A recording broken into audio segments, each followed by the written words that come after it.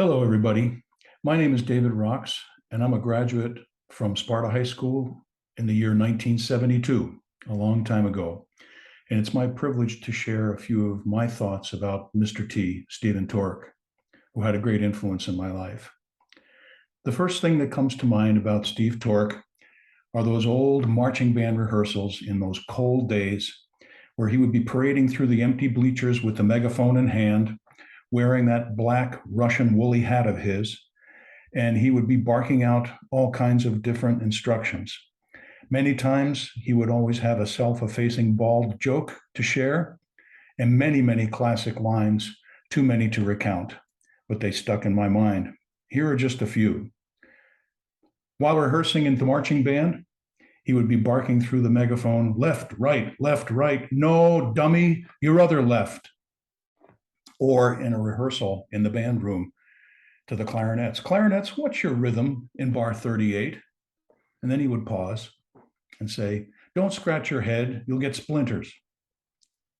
And he always had sound advice.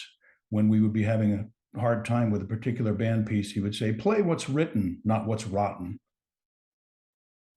And when someone would drop their instrument, most normally that would be someone from the percussion section, they would drop a stick or a triangle or a cymbal, and he would quickly say, that's right, if you can't play it, throw it around. And when we would totally screw up a piece of music in rehearsal, he would say something like, okay, let's try it again, and this time take your tongue out of your ear. But my favorite Steve Torrick line that I've used many times with my own ensembles over the years is that most bands play with 3 volumes, he would say, loud, louder, and oh my God.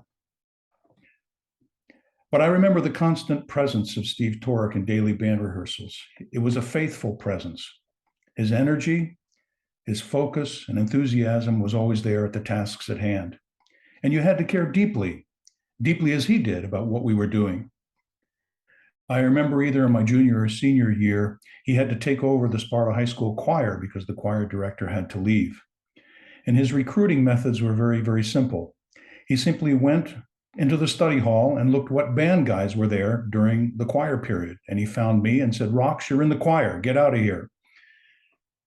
And he passed on to me not only singing in the choir, but he taught me how to conduct in 4/4 and 3/4 and said, go to it, you're running rehearsals. I was really surprised. And then he would watch me from his office, and when things fell apart, he would come out and help me. But he gave me my first conducting experience. I always respected Mr. T as a performer too. He could play trumpet, he could sing, and he could play the piano. He could make music as well as teach it, and for that, we respected him.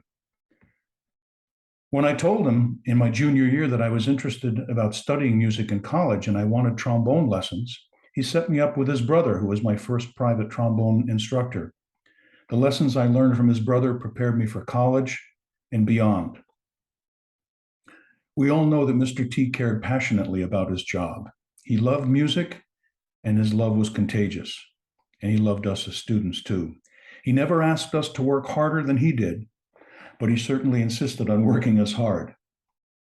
He was my mentor by example in so many ways.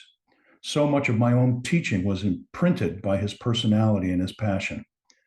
I went off to college in the fall of 1972, and after college became a middle school band director for 5 years, and then a college band director for 38 years.